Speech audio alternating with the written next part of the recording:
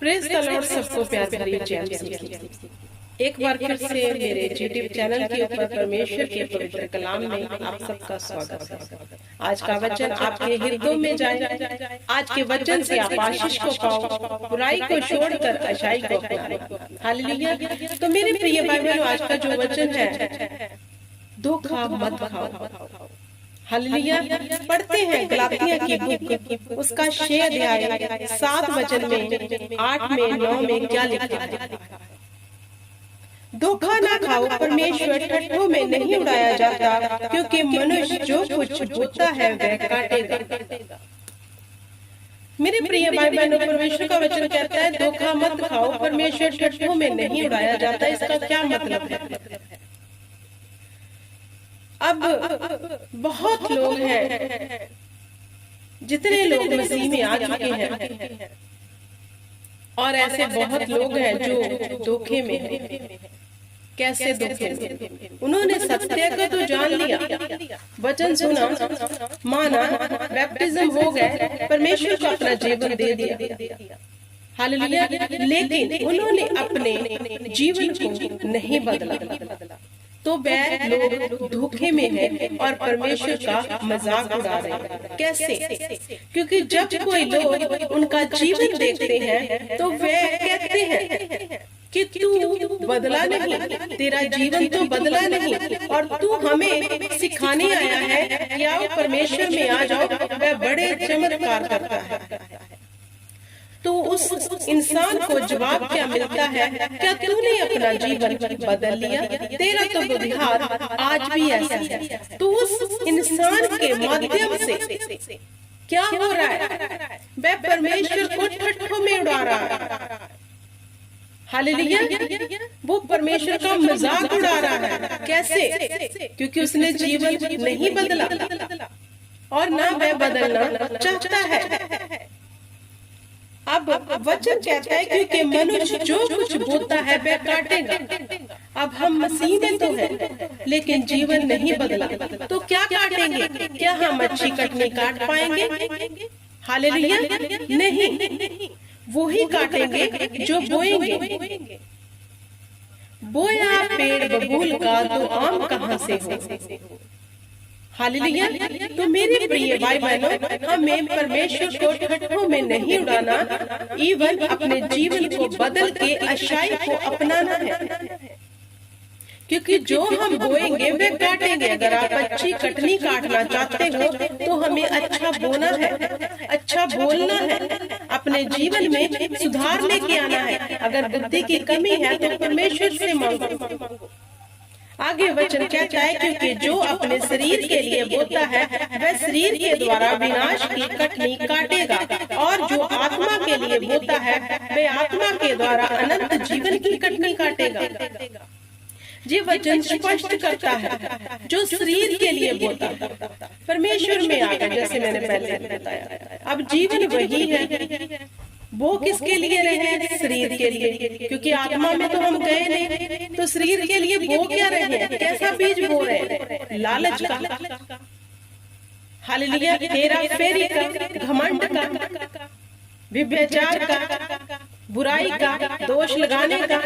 ये सब हम शरीर के लिए बो रहे हैं कि अगर हम लालच से कोई चीज हासिल करें तो वह हमारी हो जाएगी। हमारे मन में उसके लिए लालच आ गया, उसे हथियाने के लिए हम पूरा जतन कर रहे हैं। तो शरीर की कटनी काटेंगे। शरीर की कटनी क्या है? शरीर में फिर दुख, चिंताएं, हालेलुया, बीमारियां, हर वक्त डिप्रेशन में रहना, दुखी रहना, परेशान रहना, क्योंकि जो बो रहे हैं वे काटेंगे। अगर हम दूसरे पे दोष लगा रहे हैं हम पर भी लगेगा। अगर हम दूसरे को बददुआ दे रहे हैं वो हम पर ही पहले आएगी। हालेलुया। अगर हम दूसरों से कमियां निकाल रहे हैं हमें भी निकाली जाएगी। अगर हम दूसरे को गलत कह रहे हैं हमें भी गलत किया जाएगा। अगर हम शरीर के अनुसार अच्छी कटनी काटना चाहते हैं तो वचन कहता है जो आत्मा के द्वारा जीता है वह आत्मिक जीवन का फल भोगेगा। अगर हम आत्मा से चलेंगे तो आत्मा के 9 फल आपको पता है, मैंने वीडियो में बताया है। प्रेम, आनंद, शांति, संयम, धीरजता, भलाई, वफादारी। हालेलुया। अगर हम आत्मा के अनुसार जिएंगे तो आत्मा के फल काटेंगे। अगर हम किसी से प्रेम से रहेंगे हमें भी प्रेम किया जाएगा। अगर हम दूसरों से मेल मिलाप में रहेंगे हमसे भी लोग मेल मिलाप में रहेंगे। अगर हम संयम में रहेंगे तो हमारे जीवन में लोग हमारी तारीफ करेंगे कि जी बड़ा संयमी लोग व्यक्ति है। हालेलुया। इसके अंदर कोई लालच नहीं, कोई बुराई नहीं है, बड़ी धीरजता से चलने वाला, बड़ा अच्छा मन का, बड़े अच्छे स्वभाव का व्यक्ति है। हालेलुया। तो मेरे प्रिय भाई बहनों, अगर हम अच्छी कटनी काटना चाहते हैं तो हमें अच्छा जीवन बिताना है, क्योंकि वचन कहता है धोखा मत खाओ कि परमेश्वर ठट्ठों में नहीं उड़ाया जाता। तो आज के मसीह लोग धोखे में हैं। मसीह में आ गए, क्या धोखा है? चाल नहीं बदली। ये उनका बड़ा धोखा है कि ऐसे ही आशीष पालेंगे, ऐसे ही परमेश्वर हमारे साथ हो जाएगा। फिर वो अंगीकार करेंगे जिसके और यहोवा उसका विरोधी कौन हो सकता है। तो मैं उनको बताना चाहती हूँ, आप खुद अपने विरोधी हैं, आप खुद अपने शरीर के विरोध में हैं, क्योंकि जो आप बो रहे हो वो काटोगे। क्योंकि परमेश्वर ठट्ठों में नहीं उड़ाया जाता। उसकी सामर्थ उनके जीवन में काम करेगी जो आत्मा के द्वारा चलाए चलेंगे।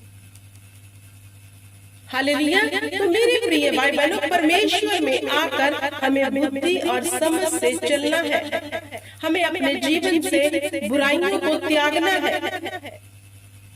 अगर हमारे जीवन में आज भी बुराई है, हम प्रचार करते हैं कि हम मसीह लोग बड़े शांति पसंद लोग हैं, लेकिन शांति हमारे जीवन में कहीं दिख ही नहीं रही अन्य जाति को, तो क्या हमारा बोलना उनके जीवन में काम करेगा? नहीं। एक शांत स्वभाव के व्यक्ति को बताना नहीं पड़ता कि मैं शांत स्वभाव का हूँ, उसे देखकर लोग खुद कहते हैं।